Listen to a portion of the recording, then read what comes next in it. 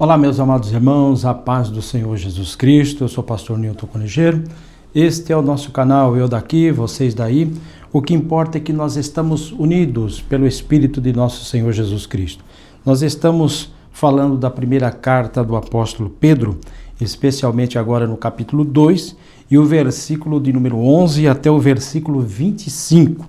Eu quero agradecer a Deus pela tua vida, a todos os nossos inscritos, e quero orar pela tua vida, pela vida de tua família, e pedir a Deus que abra o nosso entendimento para que possamos juntos compreender esta palavra tão maravilhosa para a edificação das nossas vidas. Querido Deus e querido Pai, queremos te agradecer, Senhor, por cada inscrito deste canal. Queremos louvar o teu nome, bendizer a ti. Queremos pedir a tua bênção sobre cada família que nos assiste, que nos ouve nesse momento. Derrama a tua bênção, a tua graça, a tua fortaleza sobre cada um deles. Pai, te louvamos e te agradecemos por tudo em nome de Jesus Cristo. Amém. Queridos, capítulo 2 da primeira carta de Pedro, versículo 11, é o dever de todo cristão. Diz assim: Amados, peço-vos como a peregrinos e forasteiros, que vos abstenheis das concupiscências carnais que combatem contra a alma, tendo vosso viver honesto entre os gentios, para que, naquilo que falam mal de vós, como de malfeitores, glorifiquem a Deus no dia da visitação, pelas boas obras que em vós observem. Queridos, Pedro, ele faz essa exortação àqueles irmãos para que eles vivessem naqueles dias, lembrando que, se você ainda não assistiu o primeiro capítulo, você precisa assistir o primeiro capítulo para você entender em que contexto Pedro escreveu esta carta. Ele pede para que os irmãos agora, que estavam ali naquelas províncias, vivessem realmente como peregrinos e forasteiros, lembrando que eu e você, nós estamos aqui, mas nós não somos daqui. A nossa pátria, a nossa morada eterna é o céu. Nós estamos aqui de passagem, somente por um pouco de tempo. Logo, nós seremos chamados por Deus para ir para casa, para poder ir morar aonde Ele foi preparar-nos lugar. E Ele, com certeza, se Ele não voltar, nesse momento, nós poderemos ir com Ele para toda a eternidade. E outra coisa, assim como peregrinos e forasteiros que não têm morada fixa aqui, que vos abstenhais das concupiscências. Que concupiscência é essa? É os desejos desenfreados da carne, o apetite desordenado da carne. Isso é em todos os aspectos, tá? Em todos os aspectos. Nós temos que controlar essa situação, que aquele que não é casado, a Bíblia diz, se você não pode se conter, que você se case. E aí você não peca, não é verdade? Agora, os que são casados e ao mesmo tempo não se contentam com aquele ou aquela que Deus lhe deu, né, e procura outros relacionamentos, são considerados um apetite desordenado da carne. Isso é um pecado terrível diante de Deus. E é isso que Pedro está tratando, mostrando porque eles estavam ali vivendo em uma geração ali pagã, um povo que não tinha temor a Deus. Eles faziam as coisas sem conhecimento da palavra do Senhor, viviam completamente entregue às paixões carnais e assim sucessivamente, né? 12. Tendo o vosso viver honesto entre os gentios, aqueles que não conheciam a Deus, para que naquilo que falam mal de vós, como malfeitores, glorifiquem a Deus no dia da visitação, pelas boas obras que em vós observem.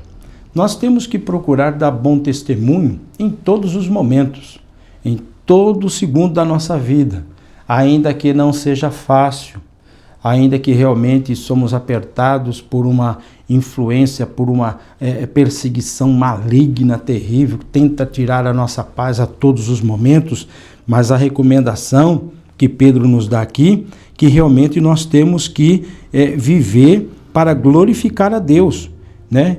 E ao mesmo tempo fazer o bem a essas pessoas, para que no dia que Deus também os visitar como visitou a nós, eles possam glorificar a Deus nesse exato momento e saber que realmente eles estavam errados, e com certeza isso irá trazer uma reflexão muito grande na vida deles, né?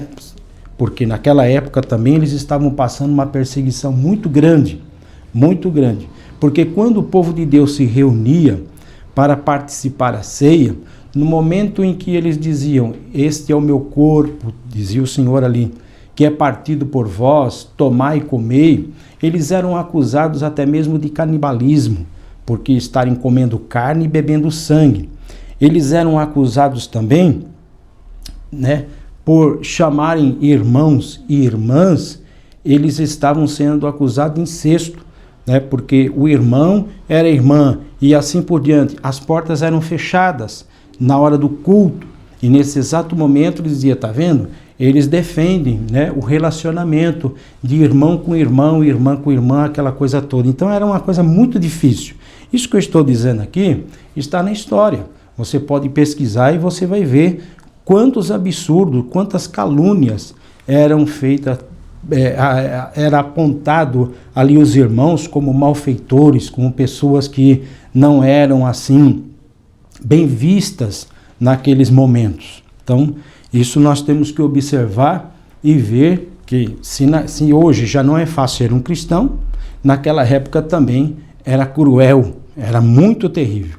Como não vai ser fácil em nenhum momento ser um verdadeiro cristão que glorifica e que exalta o nome do Senhor e que quer andar de acordo com a palavra do Senhor. Eles eram acusados de tudo isso aí, tá? Versículo 13, sujeitai-vos, pois, a toda ordenação humana, por amor do Senhor, quer ao rei, como ao superior.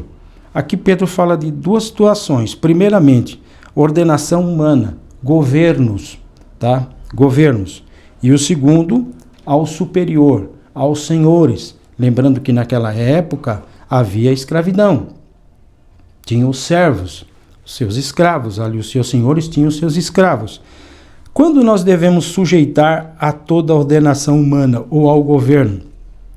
No momento que ele não violar as escrituras sagradas.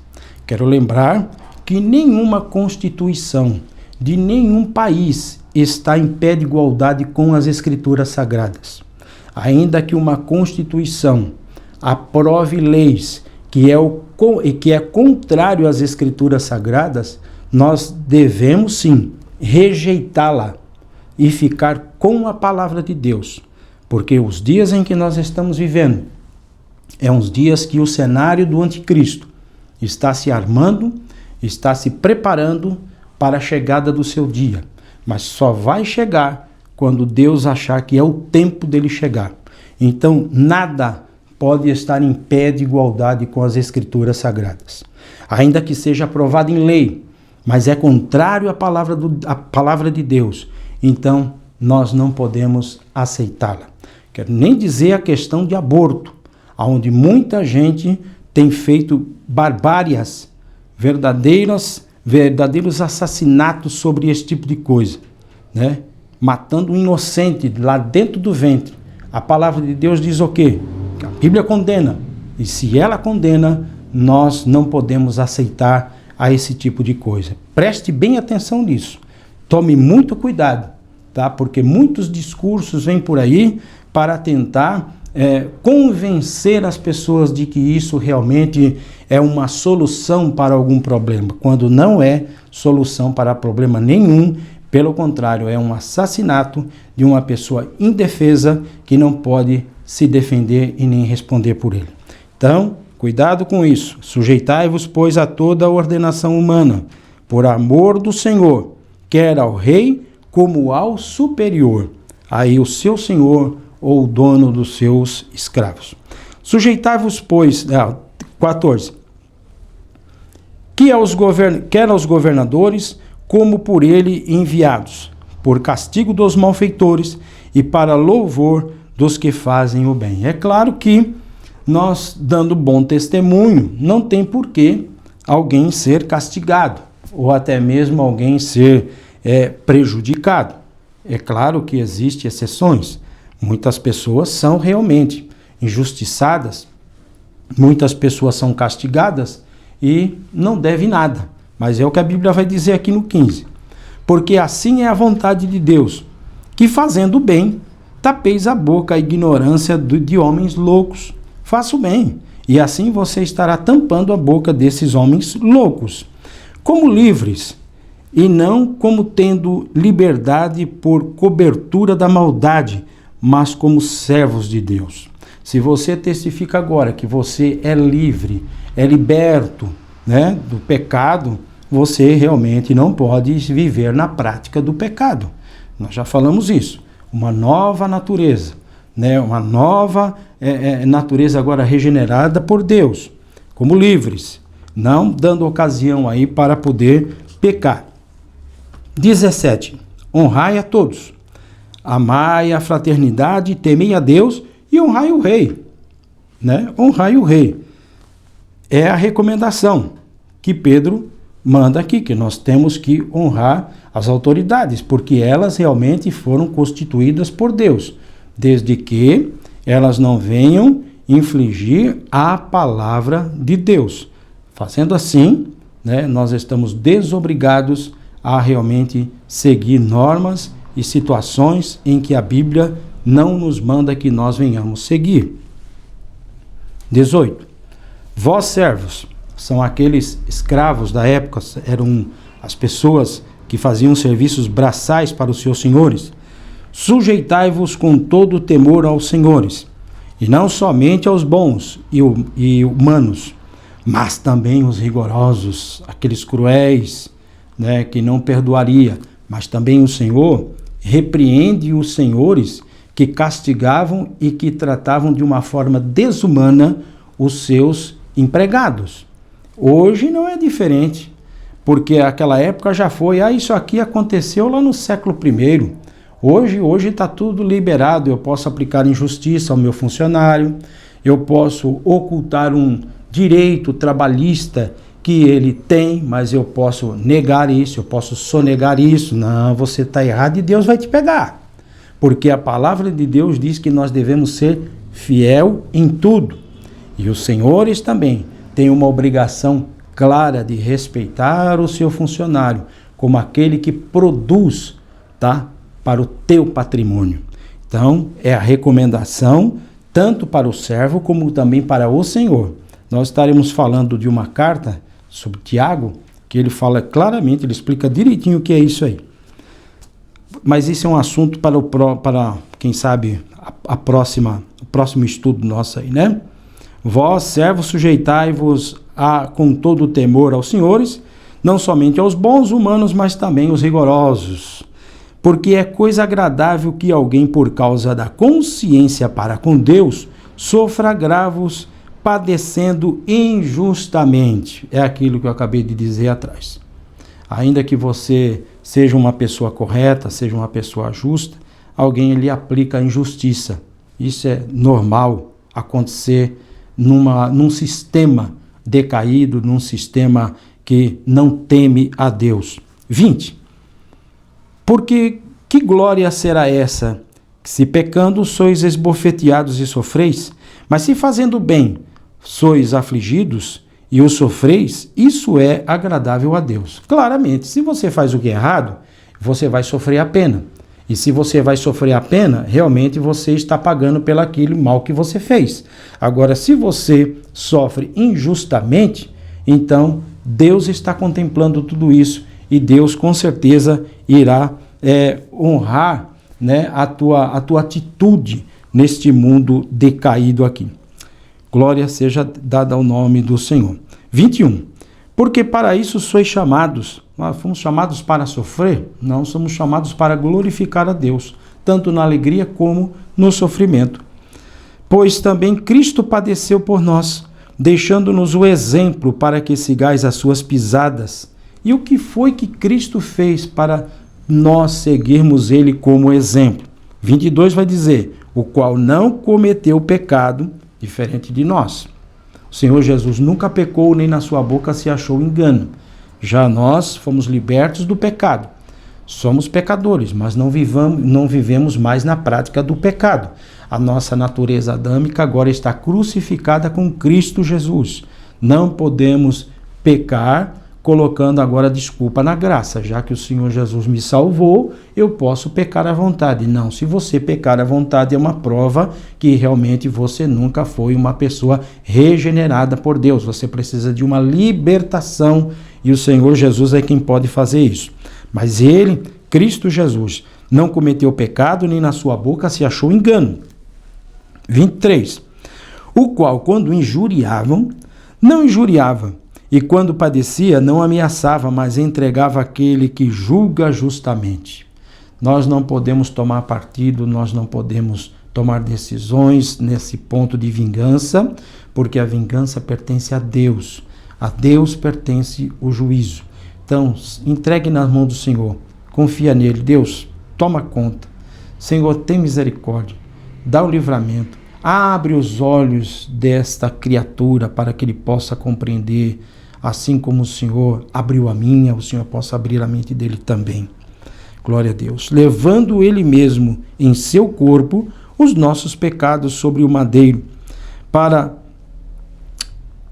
que agora, mortos para o pecado, pudéssemos viver para a justiça. Pelas suas feridas fostes sarados. Aqui Pedro está citando Isaías capítulo 53. Isaías 53 fala sobre isso, que pelas suas pisaduras nós fomos sarados. Que cura foi essa? A cura da nossa alma. A chaga mortal, que era a culpa do pecado, porque realmente nós éramos condenados a isso, toda alma que pecasse essa morreria, o Senhor realmente arrancou de nós e a cravou na cruz. Ele pagou o meu preço e o teu preço ali. O justo morreu por nós injustos. Então, isso é graça. Glória a Deus. 25 e último. Porque ereis como ovelha desgarrada, mas agora tendes voltado ao pastor e bispo das vossas almas. Ele é o nosso cuidador. Ele é o nosso cuidador. Nós éramos ovelhas desgarradas. Estávamos longe do aprisco do Senhor. Estávamos completamente em lugares escorregadios, perigosos, mas o Senhor nos resgatou. O bom pastor, ele foi atrás da ovelha perdida.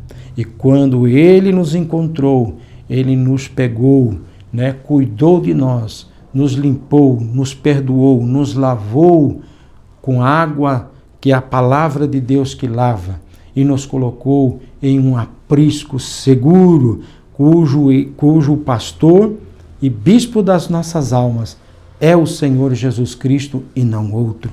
Que Deus possa nos ajudar, nos abençoar, e assim nós encerramos aqui o capítulo de número 2 da primeira carta de Pedro.